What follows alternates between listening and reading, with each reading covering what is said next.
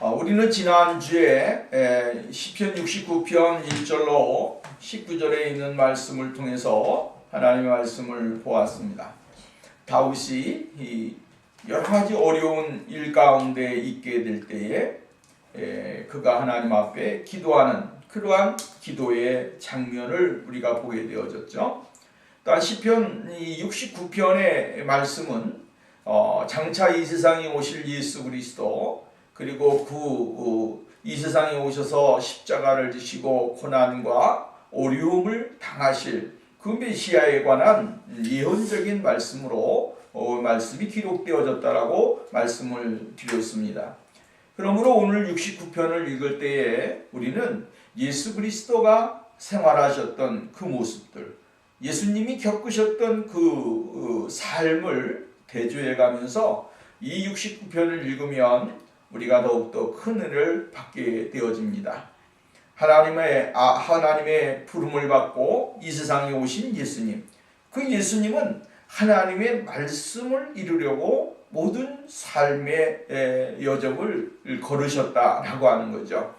성경 구약에 이루시기를 원하셨던 예언된 말씀들, 그 말씀을 1.1익이라도 남기지 아니하고 다 이루심으로 이제 이 세상에 있는 모든 사람들이 율법에 매여서 사는 것이 아니라 이제 복음 안에서 하나님을 찬양하고 하나님을 바라보고 하나님 앞에 영광을 돌릴 수 있는 귀한 은혜를 주시게 되어진 것을 우리는 볼 수가 있게 되어집니다. 예수 그리스도는 이 세상에 복음을 주셨습니다. 그 복음은 다시 한번 생명과 은혜를 누릴 수 있는 자유를 주는 그러한 역사가 일어나게 되어진다라고 하는 거죠. 예수님이 이 세상에 오셔서 많은 사람들에게 무엇 때문에 죽음을 당하셨으며 무엇 때문에 고난을 당하셨으며 무엇 때문에 이 세상에 오셨는가, 또 무엇 때문에 예수님은 부활하시고 승천하셔야만 했는가 라고 하는 것을 우리가 깊이 생각해 보면 그 하나 예수님의 목적은 오직 한 가지죠. 그것이 뭡니까? 이 세상에 있는 하나님과 원수되어진, 하나님과 단절되어진 사람들이 하나님을 찬양하고 그 하나님 아버지를 나의 아버지로 믿고 의지하면서 하나님 앞에 나오는 그러한 정결된 믿음의 삶을 살아가는 축복의 사람들이 되기를 주님이 원하셨다라고 하는 사실을 우리는 발견하게 되어집니다. 그러므로 오늘 다윗이 오늘 겪었던 일들을 보면서 다시 한번 예수 그리스도와 조명해 보며 하나님의 말씀을 생각해 보려고 합니다. 자, 오늘 성경 20절 말씀이면 비방이 나의 마음을 상하게 하며 근심이 충만하니 불쌍히 여길 자를 바라나 없고 긍휼히 여길 자를 바라나 찾지 못하였나이다. 비방이 나의 마음을 상하게 했다. 다윗을 향한 사람들의 마음은 다윗을 향하여 조롱을 하는 것이죠. 다윗이 별 볼 일 없는 사람이다. 그리고 다윗은 정말로 악한 사람이다. 그리고 이기적인 사람이고 다른 사람에 대한 선의를 베풀지 아니하는 사람이다 라고 하는 이야기로 많은 비방을 받습니다. 쉽게 말한다면 강탈자라고 하는 이야기를 많이 들었습니다. 사울의 왕자를 그냥 빼앗은 사람이 다윗이다 라고 이야기를 하죠. 그리고 더 나아가서는 아들 압살롬의 그 고통과 어려움을 줄 때에 자기의 자식까지도 무참히 죽인 그러한 사람으로 이야기를 하게 되어지는 것입니다. 사람들은 다윗을 향하여 여러 가지를 들어서 비방을 합니다. 비방을 할 때에 그 비방이 다윗에게 얼마나 많은 상처로 왔겠습니까? 또 그리고 아픔으로 왔겠습니까? 그의 가슴을 찌르고 그의 삶을 완전히 송두리째 잊어버리는 그러한 아픔의 말들이었을 것입니다. 그러나 다윗은 이러한 아픔이 있게 될 때에도 자신은 그것을 묵묵하게 하나님이 나에게 주신 사명이요 나에게 주신 은혜라고 하는 것을 그는 깨닫게 되어진 것입니다. 오늘 우리가 이 세상에 살면서 이러한 일을 많이 당하잖아요. 비방을 당하고 조롱을 당하고 아주 여러 가지 많은 이야기를 듣게 될 때에 사람들은 그 말 속에서 상처를 받고 또 아픔을 당하고 고통을 당하고 시험을 당하고 이러면서 어떤 사람은 교회를 떠나기도 하고 하나님의 은혜 가운데 멀리 떠나가 버리는 그러한 사람도 있습니다. 그러나 어떤 사람은 또 이러한 것을 감내하면서 자기에게 준 사명이요 은혜라고 하는 것을 깨닫고 묵묵하게 자신의 사명을 감당하는 그러한 사람들도 많이 있는 것을 우리는 볼 수가 있게 되었죠. 이유 없이 핍박을 당하고 이유 없이 사람들에게 버림을 받고 이 많은 사람들에게 이야기거리가 되고 많은 사람들에게 많은 손가락질을 당하는 그러한 일들을 우리는 볼 수 있게 되어집니다. 근데 사실 이것을 보면 다윗이 정말로 마음이 상하여 근심이 충만했다. 근심이 아주 가득했다라고 하는 것이. 이 사람들의 이야기를 통하여 자신 속에 근심이 가득하게 되었다라고 하는 거죠. 얼마나 요즘 같으면 얼마나 많은 스트레스가 쌓였겠습니까? 우리가 생각하지 못하는 강한 스트레스가 다윗을 사로잡아갖고 다윗의 삶을 완전히 그냥 송두리째 뒤집어버리는 그러한 고통이 임하게 되어졌다라고 하는 그러한 말씀입니다. 오늘 이럴 때 사람들을 우리는 어떻게 생각합니다? 일반적으로 불쌍히 여길 자를 바라나 자기를 불쌍히 여겨줄 자를 바라는 것입니다. 나 이래 내 마음이 아파 내 마음에 상처가 있어 내 마음에 고통이 있어 하고 이야기하고 그들에게 어떠한 자신을 좀 이렇게 봐주기를 바라나 그런 사람들이 없다는 거예요. 또 긍휼히 여길 자를 자신을 긍휼히 여겨주실 자를 죽일 자를 찾으나 바라나 찾지 못했다라고 이야기를 해주고 있어요. 이것을 보면 세상은 참 냉정한 거예요. 정말로 다윗이 대군으로서 이스라엘의 그 하나님의 역사를 이루는 사람이지만 그러나 이 다윗이 많은 사람들에게 선의를 베풀고 공의를 베풀어주고 많은 은혜를 베풀어줬지만 다윗에게 정말로 불쌍히 여기는 사람이 없고 긍휼히 여기는 사람이 없었다라고 이야기를 했어요. 이것을 보면서 무엇을 발견할 수 있느냐 하면 이 세상은 정말로 무엇인가 우리가 바랄 때에 우리에게 가까이 있는 사람은 없다라고 하는 것입니다. 세상에 모든 사람들이 참 이런 사람이야 라고 이야기할 때에 정말로 가까이 와서 끌어안아주고 허물을 덮어주고 아픔을 같이 해줄 수 있는 그런 사람이 얼마나 되겠는가라고 하는 거죠. 이것을 보면서 정말로 예수 그리스도 그분은 이 세상에 오셔서 정말 많은 어려움을 당하셨습니다. 예수님은 이 세상에 오셔서 많은 사람들에게 비방을 당하고 많은 사람들에게 조롱을 당하고 많은 사람들에게 손가락질을 당하고 침뱉음을 당하고 버림을 받지 않았습니까? 그 예수님을 불쌍히 여길 수 있는 사람이 누가 있었습니까? 예수님을 불쌍히 여기는 사람이 없었습니다. 또 예수님을 긍휼히 여길 수 있는 사람이 어디 있었습니까? 없었습니다. 모든 사람들이 다 예수님을 버리고 예수님에게 손가락질을 하고 예수님을 떠나가 버리는 그러한 일들이 일어나게 되어진 것을 볼 수가 있습니다. 그리고 마지막에는 강도를 대신해서 예수님은 십자가에 지시고 죽음을 당하신 그 모습을 우리는 볼 수가 있다라고 하는 그러한 말씀입니다.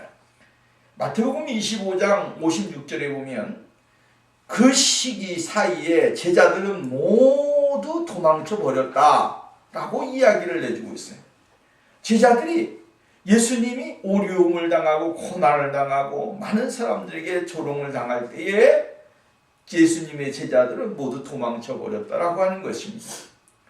예수님을 따라다녔던 제자들까지도 예수님을 버리고 도망하는 일들이 일어나게 되어졌다라고 이야기를 했어요. 이것이 뭐냐면 이것이 세상이라고 하는 것입니다. 어려움이 있을 때, 고통을 당할 때에 가까이 있는 것이 아니라 다 도망가는 것이죠. 어떠한 사람이 어려움을 당할 때 그 사람에게 가까이 가는 사람이 얼마나 되겠습니까?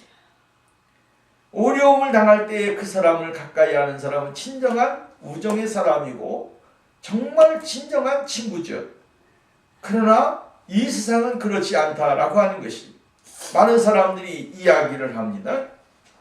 돈이 있었을 때의 친구가 나에게 이렇게 많았다. 이런 친구, 저런 친구, 권력 있는 사람, 재력가, 명예 있는 사람, 있는 사람 다 많았다라고 하는 것이죠. 근데 어려움을 당하고 나니까 그 어려움 속에서는 자기에게 가까이 오는 사람이 하나도 없더라라고 하는, 이게 일반적인 이야기입니다.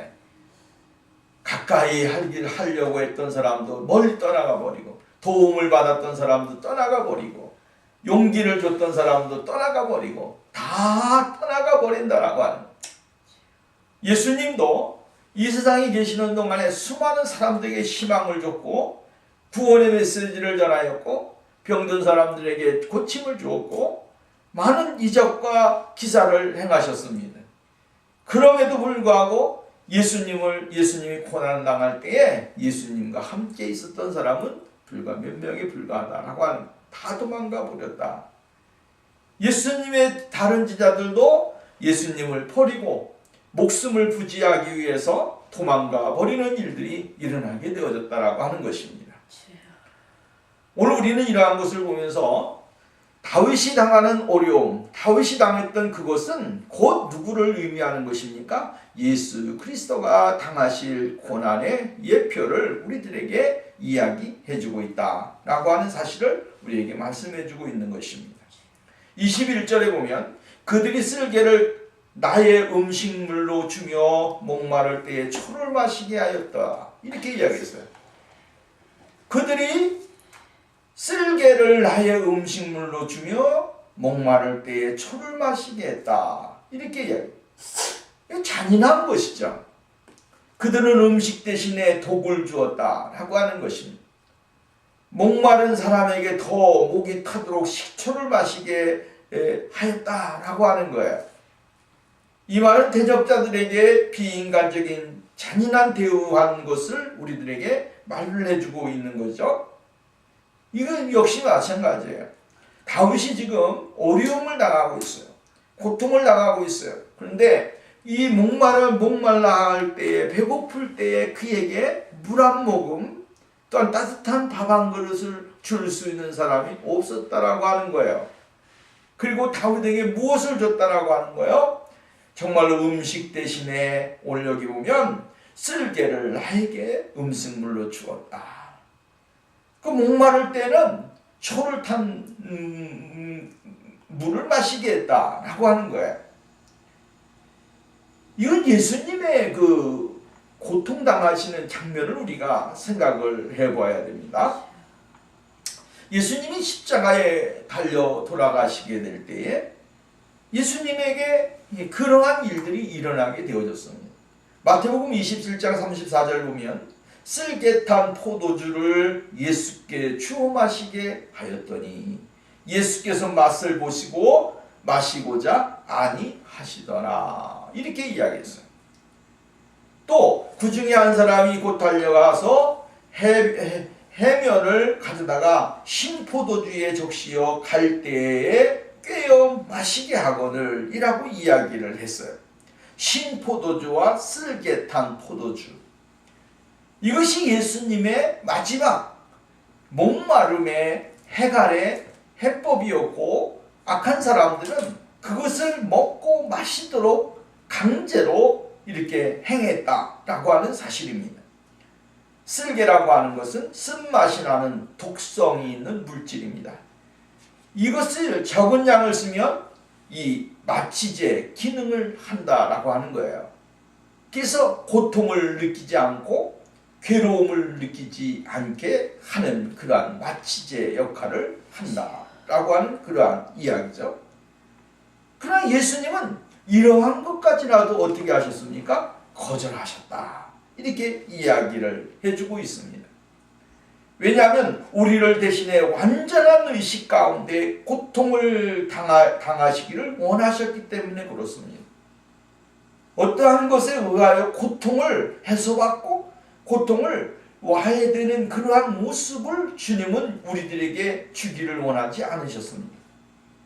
온전한 아픔과 고통을 느끼시면서 그 고통과 아픔이 곧 우리들에게 자유와 해방을 주고 하나님 안에서의 의로움 가운데 들어가도록 만드시기 위한 하나님의 목적과 계획을 이루시기를 원하셨다라고 하는 것입니다. 때로는 오늘 우리가 그리스도인들이 이 세상을 살아가면서 십자가를 지는 것에 대하여 고난을 당하는 것에 대하여 아픔을 당하는 것에 대하여 어떻게 하면 이것을 피해갈 것인가? 어떻게 하면 이것을 내가 나에게서 없어지기를 원하고 다른 사람들에게 어떠한 대용으로 이러한 것이 자신들에게 벗어나기를 원하는 사람들이 굉장히 많이 있습니다. 왜 그렇습니까? 아픔이라고 하는 것은 누구나 견디기 힘든 것이기 때문에 그렇습니다. 고통이라고 하는 것은 누구나 견디기 힘든 것이기 때문에 그렇습니다. 고통을 견디기 좋아하고 아픔을 견디기 좋아하는 사람이 어디 있습니까? 어떻게 하면 그 아픔을 잊을까? 어떻게 하면 그 아픔에서 벗어날까? 이것이 인간이 가지고 있는 마음이요 생각이라고 하는 것입니다. 그런데 예수님은 이 고통에서 벗어날 수 있는 길이 있음에도 불구하고 그 고통을 벗어나지 아니하셨다라고 하는 것이죠. 세상의 어떠한 방법과 세상의 어떠한 물리적인 것을 가지고 자신이 당하셔야 될 고통과 아픔과 쓰라림 그것을 회피하지 않으셨다라고 하는 말씀이에요. 이게 고난이에요. 아픔이에요. 예수님이 당하셨던 것은 실질적인 아주 정말로 우리들이 당하고 있는 고통과 괴로움에 그 엄청나게 많은 그러한 것들을 홀로 감당하신 그 아픔이다라고 하는 그러한 말씀입니다. 오늘 우리는 이러한 것을 보면서 예수님이 이 세상에서 우리들에게 보여주셨던 그 모습을 깊이 생각을 해야 됩니다. 어떻게 하면 도망갈까? 어떻게 하면 회피할까? 어떻게 하면 벗어나게 해야 될까?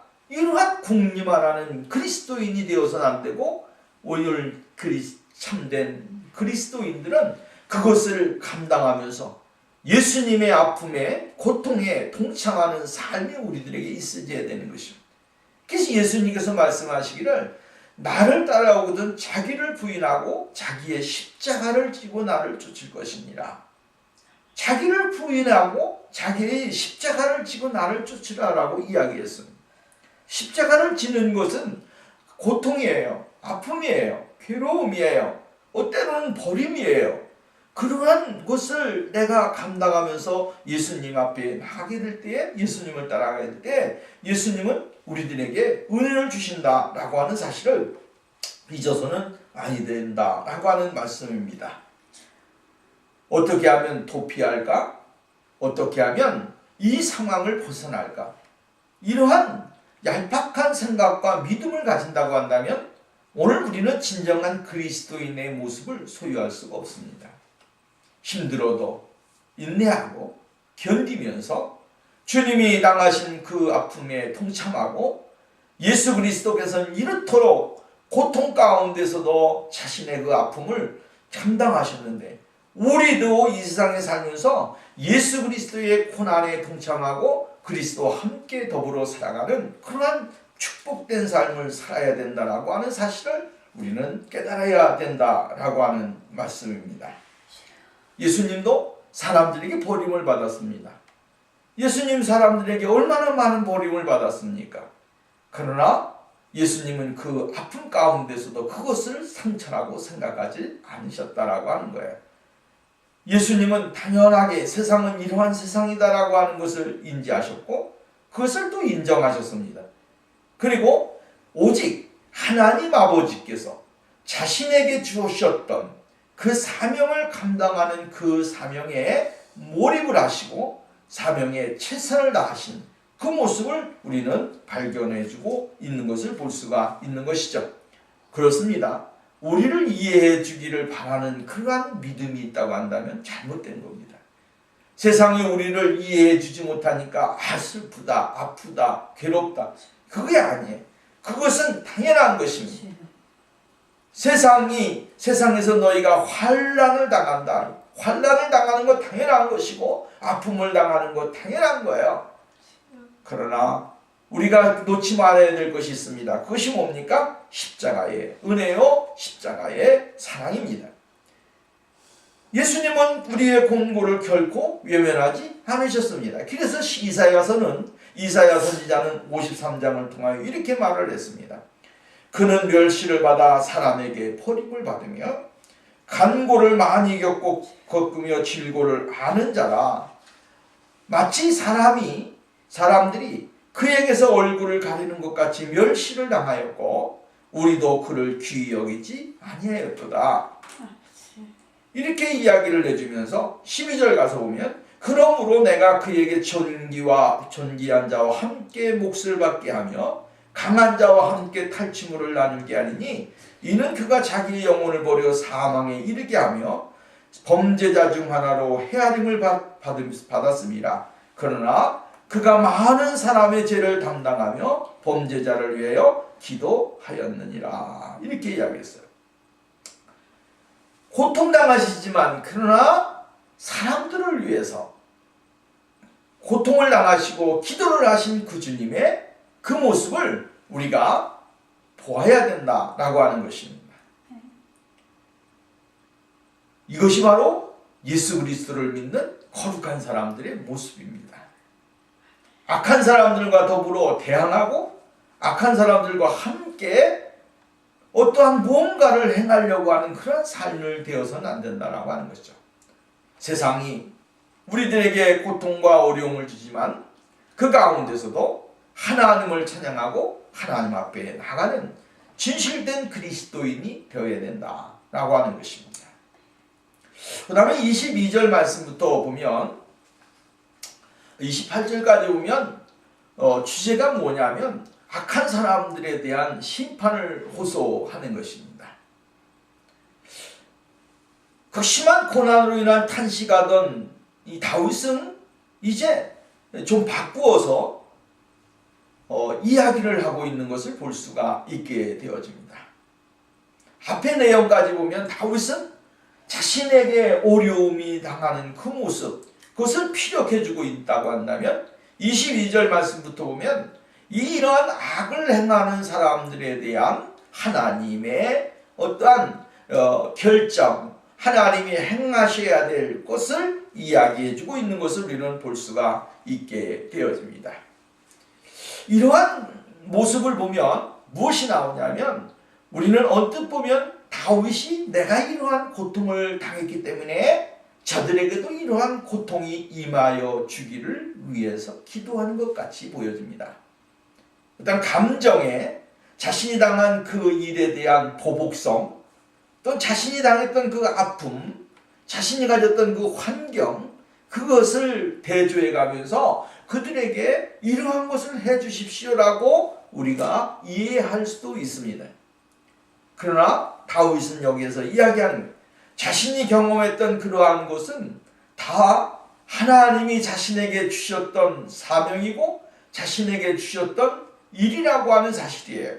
그들을 통해서 하나님은 이러한 일을 행하셨고 이러한 고통을 주셨기 때문에 그러한 것으로 인하여 내가 하나님을 더 바라볼 수 있는 그러한 사람이 되어졌다라고 하는 성숙한 믿음으로서 대안하고 있는 것입니다.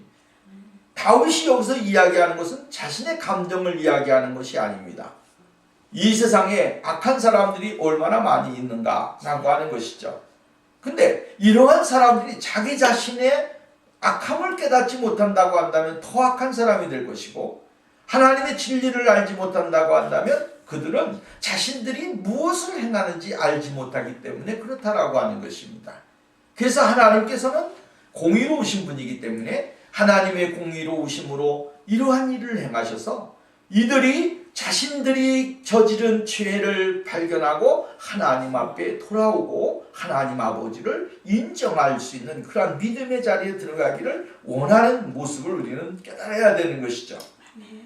오늘 22절 보면 그들의 밥상이 올무가 되게 하시며 그들의 평안이 덫이 되게 하소서 라고 이야기를 해주고 있습니다. 악한 자들의 생애의 기쁨들이 저주로 변하도록 기도를 해주고 있습니다. 이 기도문은 예수님의 기도와는 너무 대조가 되는 기도한 내용이죠. 예수님은 십자가에서 버림을 당했어요. 아픔을 당하셨어요. 고난을 당하셨어요. 그런데 예수님은 십자가에서 뭐라고 이야기하냐면 하나님 앞에 기도하는 기도의 내용이 아주 다릅니다. 그것이 뭐냐면 그들의 죄를 사하여 주시옵소서. 저들이 하는 것을 알지 못함이니이다. 저들의 죄를 알지 못한다라고 하면서 예수님은 그들의 죄를 용서해달라고 기도를 해주고 있습니다. 이 말씀에 보면 저들은 용서해달라고 하는 것은 저들이 하나님을 알 수 있는 마음, 하나님을 두려워하는 마음을 갖게 해달라는 거예요. 오늘 우리는 하나님을 알아야 돼요. 하나님을 알게 되어지면 두려운 마음이 생기죠. 잘 먹고 잘 살고 편안하고 행복하고 이것이 문제가 아니에요. 그것이 결국은 뭡니까? 그들의 올무가 돼서 더 큰 아픔을 가져오게 되고 상처를 가져오게 되고 더 큰 그러한 덩어리 큰 짐을 짓는 사람들이 되어질 수가 있는 것입니다. 예수님은 십자가에서 저들의 죄를 사하여 주십시오. 저들의 평안함, 저들의 조소, 저들의 조롱 이러한 것이 다 그들을 하나님을 알지 못하기 때문에 이루어진 일이기 때문에 하나님을 알 수 있는 믿음, 하나님 아버지를 깨달을 수 있는 사람들이 되게 해달라고 기도를 하고 있는 것을 볼 수가 있게 되어지죠. 우리는 정말로 하나님 예수 그리스도께서 원하시는 모습을 발견해야 됩니다. 오늘 다윗이 악한 사람들이 밥상에서 밥을 충족히 먹고 식생활을 하고 삶의 부유함을 누리고 이것이 결국은 뭐가 됩니까? 악을 행하면서 이러한 일을 행하는 것은 결국은 자기 자신의 영혼의 멸망을 가져오는 결과가 되어진다라고 하는 사실을 이야기해주고 있는 거예요.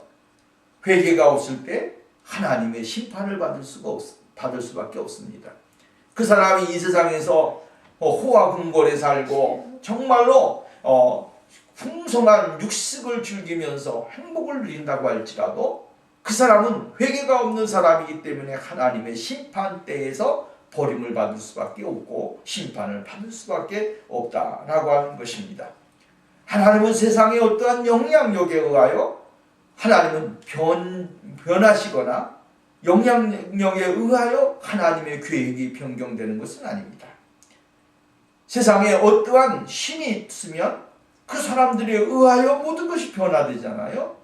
힘 있는 사람, 능력 있는 사람, 권력 있는 사람 이런 사람들이 말 한마디가 되면 모든 것이 바뀌어지고 마는 것이죠. 범죄자가 범죄자 아닌 사람이 되어지고 선한 사람이 악한 사람이 되어지는 이러한 일들이 오늘날 많잖아요. 그러나 하나님은 그러한 분이 아니라고 하는 거죠. 은혜 주실 자에게 은혜 베풀 자에게 은혜를 주시는 분이에요. 또한 하나님의 심판을 받을 자에게 하나님은 심판을 행하시는 분이에요. 하나님은 공의롭게 모든 일들을 행하게 되어지는 것을 우리는 볼 수가 있다라고 하는 것입니다. 하나님의 마음, 예수의 마음을 갖고 사는 것, 예수 그리스도의 마음을 갖고 사는 것이 얼마나 중요한 것인지를 우리는 깨달아야 되는 거예요. 26절, 23절 보면 그들의 눈이 어두워 보지 못하게 하시며 그 허리가 항상 떨리게 하소서. 눈이 보지 못한 이 하나님을 봐야 되는데 하나님을 보지 못하는 거예요. 하나님을 봐야 되잖아요. 하나님을 보지 못하니 눈이 어두워서 보지 못하는 거예요. 오늘 여러분 이 영적인 이 소경이 된다라고 하는 것은 참 슬픈 일입니다. 하나님의 말씀을 읽고 하나님의 말씀을 대하면서도 하나님을 발견하지 못하는 거예요. 예수 그리스도를 발견하지 못하는 거예요. 이것이 최고의 슬픔입니다. 예수를 발견해야 되고 하나님 아버지를 발견해야 됩니다. 하나님의 말씀 속에서 진정한 예수 그리스도의 신령하신 은혜를 발견하고 그 하나님 앞에 영광을 돌리는 그런 생활이 중요하다라고 하는 것입니다. 그래서 영적인 어두움이야말로 굉장한 가장 큰 저주예요.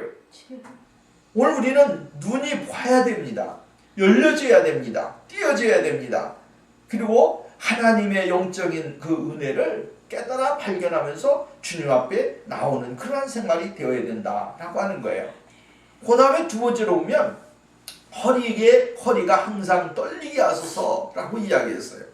허리가 떨린다라고 하는 말은 무슨 말이냐면 이 NIV 번역본에 보면 허리가 언제나 구부러지게 하소서 이렇게 했어요. 허리가 항상 구부러지게, 언제나 구부러지게 하소서. 구부러지게 될 때 사람은 뭐가 됩니까? 허리에 힘이 없는 것입니다.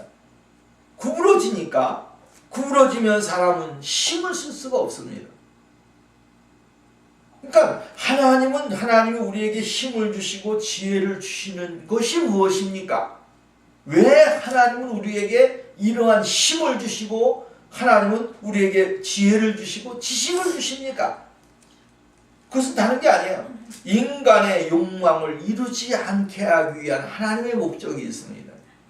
인간의 욕심대로 살아가고 인간의 욕망을 이루려고 살아가는 그러한 잘못되어진 삶을 살아가지 않게 하기 위한 하나님의 목적과 계획이 있어요. 또한 하나님의 뜻과 계획을 알고 살아가라고 하는 말이에요. 또한 하나님의 영광을 위해서 살아가는 거예요. 이것이 바로 우리에게 힘을 주신 것이고 지혜를 주신 것이고 지식을 주시는 거예요. 하나님이 우리들에게 주시는 것은 뭡니까? 하나님의 계획된 일들을 성취해 나가기 위한 하나님의 무한하신 계획과 뜻이 있다라고 하는 거예요. 그런데 그 힘을 어디에다 사용합니까? 악한 곳에 사용한다. 정력을 세상을 위해 사용되어진다.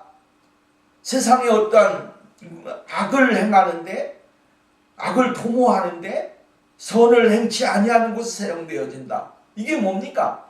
하나님이 기뻐하시지 않는 거예요. 그러니까 하나님께서는 그들의 눈을 어둡게 하시고 허리가 힘이 없게 하시는 거예요. 힘을 쓰지 못하도록 만드시는 거예요. 그러니까 오늘 우리가 힘이 있을 때 무엇을 해야 됩니까? 하나님을 찬양해야 되고 하나님 앞에 감사해야 되고 하나님을 기쁘시게 드리는 그러한 삶이 되어야 되는 거예요. 힘이 있을 때, 뭔가 좀 정력이 있고 건강할 때 하나님 나라를 위해서, 주님의 영광을 위해서 어떻게 하면 살아갈 것인가?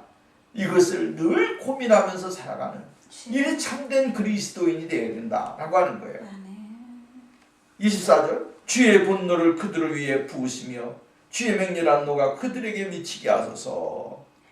하나님이 이렇게 행하지 아니하는 사람들에게 하나님의 분노와 하나님의 화를 그들에게 보여주기를 원하고 있는 것을 볼 수가 있습니다. 살아계신 하나님은 하나님 손 안에서 빠진다라고 하는 것은 크게 두려운 일입니다. 우리가 하나님의 그 품 안에서 산다라고 하는 게 오늘 행복이고 기쁨입니다. 하나님의 품 안에서 벗어난다. 이것은 우리 인간의 자의에 의하여 하나님의 뜻을 거스리는 것입니다. 하나님의 뜻을 거스리는 것이 뭡니까? 죄입니다. 하나님의 계획을 저버리는 게 죄예요. 그렇기 때문에 하나님의 뜻 안에서 우리가 행하도록 힘을 써야 된다라고 하는 것입니다. 토마스 프랭클린이라고 하는 분은 부으시며라고 하는 말의 표현을 이렇게 세 가지로 표현했어요. 하나는 하나님께서 적들을 멸하시는 일을 아무 힘도 들이지 않고 하실 수 있으시다라고 하는 거예요. 양동이에 담은 물을 쏟아 버리듯 그들 버리실 수 있다라고 하는 거예요. 그러니까 하나님이 부으신다. 이 말은 하나님이 악한 자들에게 부어달라고 하는 것은 하나님이 아무 힘도 쓰지 아니하고 양동이의 물을 버린 것 같이 그들을 버리실 수 있다. 두 번째로 하나님의 진노가 아주 극히 많음을 이야기해 주고 있는 거다. 오랫동안 심판을 보류함으로써 쌓여진 진노의 양이 한꺼번에 쏟아지게 되어진다라고 하는 거예요. 하나님은 지금도 어떻게 합니까? 참고 계시는 거예요. 그죠? 하나님은 참으십니다. 근데 쏟으실 때 어떻게 합니까? 한꺼번에 쏟으신다라고 하는 것입니다. 세 번째로 하나님의 진노는 갑작스럽고도 압도적이기에 피할 수가 없다. 이렇게 이야기했어요.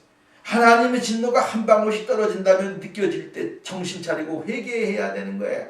근데 회개라고 하는 것이 없다라고 하는 거예요. 일단 진노가 쏟아지게 되어 좀 심판을 무시하던 자들은 가루처럼 파멸당하게 될 것이고 또 그들은 어려움을 당하게 되어질 것이다 라고 이야기해 주고 있습니다. 토라크라고 하는 사람은 하나님의 심판에 대하여 이렇게 이야기했어요. 환난의 뜨거움 속에서 참고 기다리는 것, 그리고 우리의 이웃의 잘못에 대하여 용서하는 것은 우리의 의무다. 반면 회개치 않는 완고한 자들에 대한 정의로운 심판을 행하시는 것은 하나님의 소관이다. 이렇게 있습니다. 그러니까 우리는 우리의 소명을 감당해야 되는 거예요. 의무를 감당하게 되어지면 하나님의 심판과 하나님의 그 사랑을 받을 수 있는 사람이 되어져요. 그러나 심판을 행하는 것은 정의로운 심판을 행하시는 것은 누구의 소관입니까? 하나님의 소관이에요. 우리가 어떻게 할 수가 없어요. 우리는 개인적으로 일단 심판을 행하려고 해서는 안 됩니다. 심판을 행하시는 분은 누구십니까? 하나님이십니다. 25절 26절 그들의 걷지가 황폐하게 하시며 그들의 장막에 사는 자가 없게 하소서. 무릇 그들이 치신 자를 핍박하며 주께서 상하게 하신 자의 슬픔을 말하였다라고 이야기했어요. 악을 행하는 자들뿐만 아니라 그들의 거처와 함께하는 무리까지 모두 제거되도록 기도를 하고 있어요. 중요한 것은 하나님의 심판 한 번에 그치는 것이 아니라 그 결과는 여러 세대에 걸쳐 영향을 받는다라고 하는 사실을 우리는 잊지 말아야 됩니다. 그래서 우리가 성경의 말씀이 신명기서에 보면 28장 말씀이 복과 저주에 대해서 이야기하잖아요. 근데 내가 내 하나님 여호와의 말씀을 청종치 아니하고 내가 내게 명령하신 그의 명령과 규례를 지키지 아니하므로 이 모든 저주가 내게 와서 저주가 와서 너를 따르고 내게 이르러 마침내 너를 멸하리니 이 모든 저주가 너와 내 자손에게 영원히 있어 표징과 훈계가 되리라. 그러니까 후손까지 하나님의 징계와 하나님의 심판을 받을 수 있다라고 하는 사실을 우리는 잊어서는 안 되는 거예요. 이 말씀을 타락한 사람들을 하나님은 그냥 내버려 두시지 않는다라고 하는 거예요. 우리 미가서 3장 12절에 보면 예루살렘은 폐허가 되고 성전 언덕에는 잡목숲이 무성하게 될 것이다. 이것은 예언적인 얘기입니다. 예수 그리스도를 반대하는 자들과 그 땅의 로마 군대에 의해서 황폐하여지게 될 것이라고 하는 사실을 이야기해주고 있는 거예요. 살아계신 하나님을 무시한 채 화려하고 장엄한 성장을 자랑했으나 그마저도 완전히 폐허가 되어버리는, 파괴가 되어버리는 그러한 일들이 일어나게 되어졌다라고 하는 것입니다. 왜 그렇습니까? 하나님을 믿지 않고 하나님을 두려워하지 않았기 때문에 그런 것입니다. 예수 그리스도를 믿지 않는 자들에게는 하나님의 진노와 하나님의 징계가 임하게 되어진다라고 하는 것입니다. 죄가 가진 저주 중에 하나가 뭐냐면 하나의 죄가 다른 죄를 초래한다라고 하는 거예요. 죄는 죄를 낳는 거예요.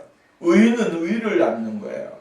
그러니까 죄가 죄를 더하기 때문에 그 사람은 하나님의 심판 가운데 들어갈 수밖에 없고 하나님의 은혜를 누리지 못하는 사람이 되어진다라고 하는 거죠. 성경에 보면 죄로 인하여 하나님 앞에 돌아오지 아니하기 때문에 하나님께서는 여기서 말하는 하나님의 의 가운데 들어오지 못한다. 의는 용서를 포함한 죄인을 의롭다고 하시는 주님의 은혜를 말하는 거예요. 하나님은 의를 행하심으로 하나님의 거룩한 백성들이 돌아오게 될 때 어떻게 됩니까? 안아주시잖아요. 포용하시잖아요. 감싸주시잖아요. 그들을 정말로 하나님의 자녀로 그냥 들어오는 순간 그들을 그냥 품에 안으시고 아픔을 다 치료해 주시고 은혜를 주시는 분이 바로 주님이십니다. 근데 성경에 보면 로마서에 보면 하나님이 내버려 두신다라고 하는 사실을 이야기해 주고 있어요. 그게 뭐냐면 로마서 1장 24절. 그러므로 하나님께서 그들의 마음의 정욕대로 더러움에 내버려 두사. 더러움에 그냥 내버려 둔다. 그러니까 그들의 몸을 서로 욕되게 하셨다. 마음의 정욕대로 더러움에 내버려 두신다. 두 번째로 로마서 1장 26절을 보면 그들을 부끄러운 욕심에 그냥 내버려 두신다. 내버려 두시는 거예요. 세 번째로 28절 말씀이면 그 상실한 마음대로 내버려 두신다. 상실한 마음 그대로 내버려 두신다라고 하는 것입니다. 하나님은 내버려 두시는 분이에요. 돌아오기를 원하시지만 돌아오지 않으니까 내버려 두시는 거예요. 내버려 두시는데 그때 언제까지냐면 깨닫고 발견하고 회개할 때까지 내버려 두시는 거예요. 내버려 두세요. 하나님의 마음은 언제나 열려있는 마음이에요. 열려있어요. 그리고 그들을 향한 마음은 뜨거워지고 있어요. 뜨거운 마음이에요. 근데 하나님이 그들이 회개하고 돌아오는 것은 누구의 마음입니까? 그들의 마음이에요. 하나님의 마음과 하나가 되는 걸 깨닫게 될 때에 비로소 하나님 앞에 돌아오는 거예요. 탕자가 아버지가 매일 문 열어놓고 기다리는 것을 알고 깨닫게 될 때에 아버지의 집으로 돌아오게 될 때에 그가 아버지의 자녀로서 아들로서의 신분이 회복되어진 것 같은 그러한 모습인 거예요. 그러므로 오늘도 우리는 예수 그리스도의 그 놀라우신 은혜를 발견하면서 우리가 예수의 그 생명의 은혜 가운데서 떨어지지 아니하고 그 은혜에 사는 것, 이것이 곧 하나님의 축복이요 은혜다라고 하는 사실을 우리는 잊지 말아야 되는 것입니다. 그 다음에 우리가 생각해 볼 수 있는 것은 무엇입니까? 29절 말씀 이하의 말씀입니다. 29절 이하는 주실 응답을 확신하면서 하나님을 찬양하는 장면이에요. 하나님은 대적들에게 징계를 내리시고 그들에게 심판을 행하시게 되어집니다. 그리고 그 하나님이 행하시는 일을 보면서 믿음의 사람들은 어떻게 합니까? 하나님을 찬양하고 하나님을 영광을 돌리는 사실을 보고 있죠. 보세요. 29절. 오직 나는 가난하고 슬프오니 하나님이여 주의 구원으로 나를 높이소서. 내가 노래로 하나님의 이름을 찬양하고 감사함으로 하나님을 위대하리라 하리라. 이것이 곧 솥불과 굽이 있는 황소를 드림보다 여호와를 더 기쁘게 하시게 함이 될 것이다 라고 이야기했어요. 우리가 발견할 수 있는 것은 무엇입니까? 하나님을 인정하는 것, 그리고 하나님이 행하셨던 일들을 정말로 믿음의 눈을 가지고 보고 그 하나님의 이름을 찬양하는 것, 이것이 제일로 하나님이 기뻐하는 것이고 즐거워하는 것이다 라고 하는 것이죠. 값진 어떠한 제물을 드려서 하나님 앞에 제사를 드리는 것보다 하나님은 진정으로 하나님을 의지하는 사람들에게 하나님은 복이 주시고 은혜를 주시는 분이시다라고 하는 사실을 우리가 발견할 수 있게 되어지는 거예요. 그러니까 오늘 우리는 하나님의 그 전능하신 그 놀라우신 일들을 찬양하면서 하나님 앞에 영광을 돌리는 생활이 되어야 된다라고 하는 사실이에요. 또 그 다음에 보십시오. 32절. 곤고한 자라 이를 보고 기뻐하니 하나님을 찾는 너희들아 너희 마음을 소성케 할지어다. 여호와는 궁핍한 자의 소리를 들으시며 자기로 말미암아 갇힌 자를 멸시하지 아니하시나니 천지가 그를 찬송할 것이요 바다와 그 중에 모든 생물도 그리할지어다. 여호와의 뭡니까? 여호와로 말미암아 갇힌 자를 멸시치 아니하신다. 하나님은 하나님의 거룩한 자녀들을 그냥 방관하시는 분이 아니시다라고 하는 사실이에요.